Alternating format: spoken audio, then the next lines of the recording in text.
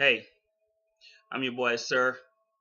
Thought I'd take a few minutes to sit down and chat with you for a moment.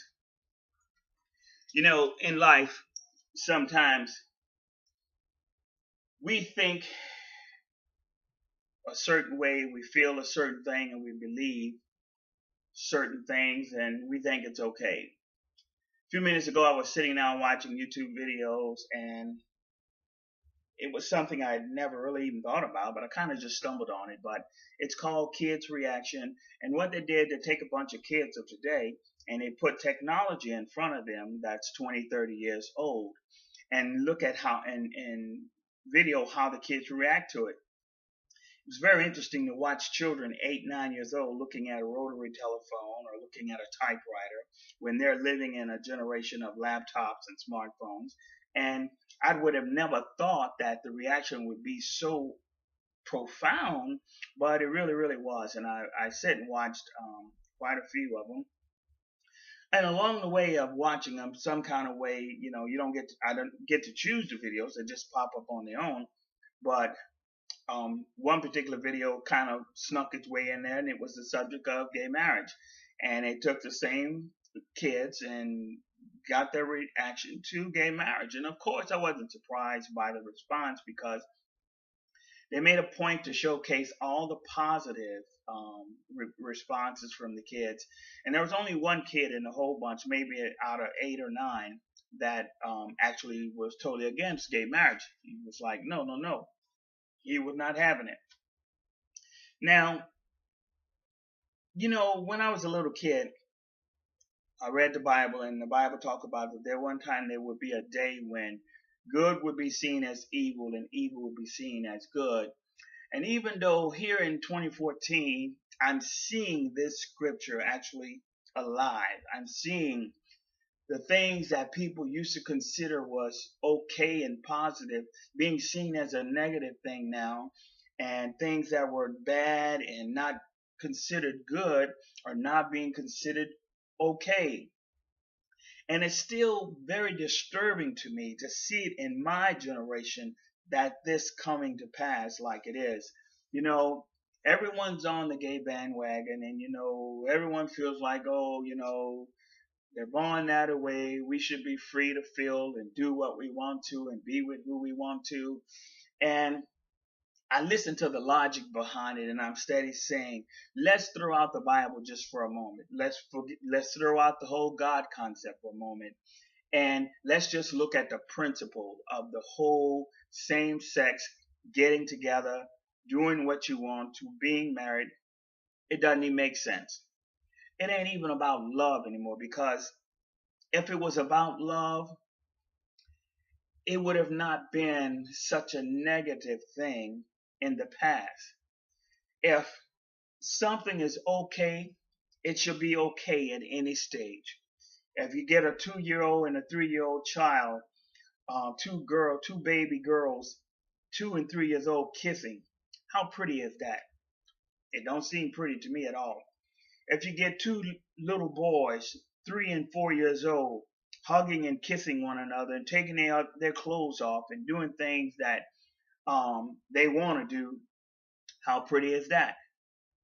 Now, some of you would argue that and say that's a poor example because children shouldn't even be involved in those things at that age. Well, right and wrong is not affected by time. If something is right, it's always going to be right. If something is wrong, it's always going to be wrong.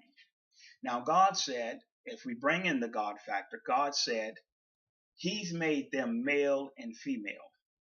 He made them that way. So all the variations of that arrangement is not God's creation. So we can't say we were born that way. Man has created and created and created because he's been given the privilege of creating things. And over generations, things have been created and have evolved that not necessarily how they started out to be. Because if you infiltrate or you inject something into something that's not supposed to be there, well, you're going to get a different result. We know with the diet of today, all the different synthetics that have been added to, growing our foods and all the ways that we have genetic farming, our diets have changed. You know, I'm sorry, 20, 30 years ago, our bodies are not ingesting the same type of foods that it was 20 or 30 years ago. There's been a lot of additives, and those additives are creating some very interesting results. But you know what? If you put something in, something's got to come out. I believe over time that, you know, from a physical standpoint, things are happening in a physical standpoint because of our diet and because of what we are ingesting in the body. God created the body. He knows what's best for it, but we have strayed from the basic principles He has set for living and having a healthy life. And yet we don't think that we're going to have consequences, but we have had the consequences. We've suffered the many consequences of doing our own thing, doing what we want to, and ignoring the plan that God has already laid before the foundations of the earth. I was thinking the other day that, wow, God set rules in place before He created us, or wow, after He created us, and these rules we were supposed to follow. Now, many thousands years later, this generation wants to say, you know what, those rules are not important. They're outdated. We don't need them. Let's throw them away. But it's those rules and that foundation is what has brought us to where we are today. If everyone thought being gay was okay 6,000 years ago, no one would be here.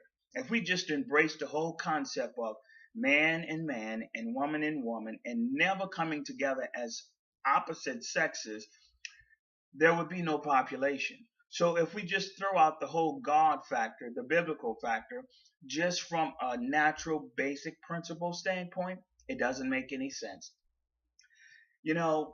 People can argue this point until they're blue in the face. It ain't about opinion. It ain't about religion. It ain't about none of that. It is about simple common sense. The laws were put into place before you and I were even thought of, our parents was thought of, even our great parents were thought of many generations ago. But now we think we're so smart and so intelligent that we can throw those basic rules and basic principles away. No, baby. It doesn't change nothing. There's consequences for everything we do in life. Every action will create a reaction. So,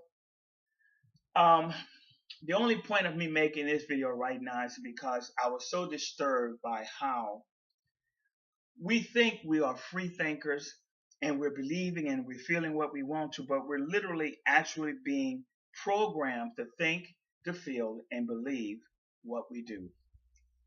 Television has more an impact on this generation than any other form. Well, internet has now surpassed that. And what's interesting, most people that think and feel and believe what they do think those ideas are their own, but they're not. We have literally been brainwashed to believe, to think, and feel what we feel, think, and believe by the music we listen to, the programs we watch on television, what we entertain on internet, what we read, what we hear spoken to us, just the opinions of those around us. So we're not as free thinkers as we think we are.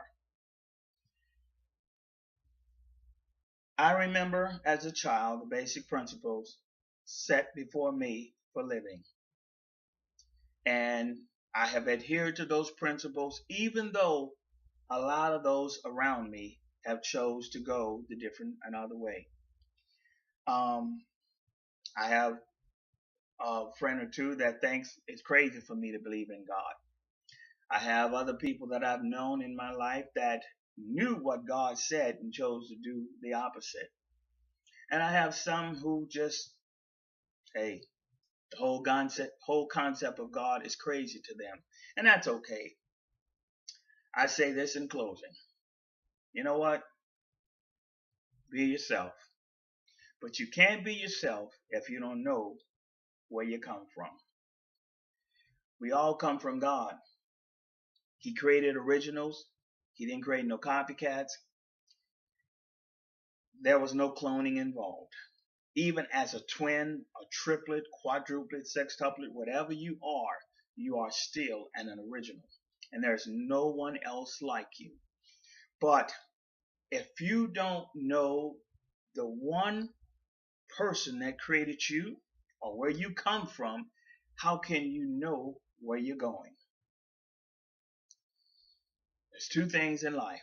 There's good, there's evil, and many people would argue that.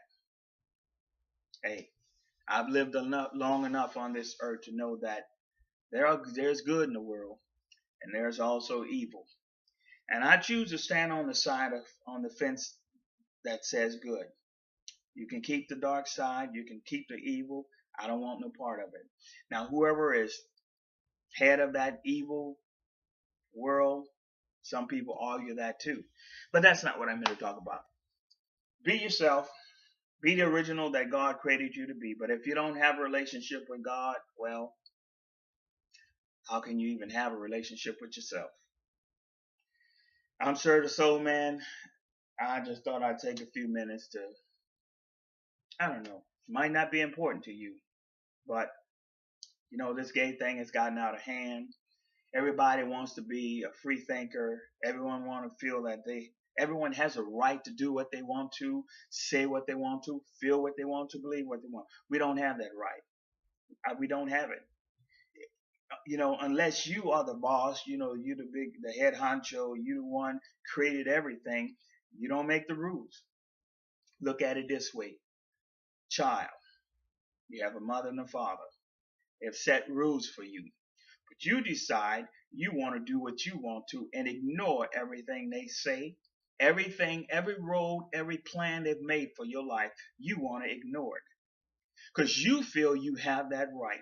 That ain't no different than us feeling like we want to ignore the plan of God. It ain't no different. I'm Sir the Soul Man. Look, I gotta go. Just needed to share a few words. Life is what we make it. Many people have died young, believing that they will live to be an old age. And a lot of those deaths may have been simply attributed to just not following the rules, just not understanding that there are things in place to protect us. One of the basic rules God set in life to guarantee long life was simply honor thy mother and thy father, that their days may be long upon the earth. So, if you don't respect and honor your parents, well, you are guaranteed a short life. I'm out of here. Gotta go. Thanks for listening.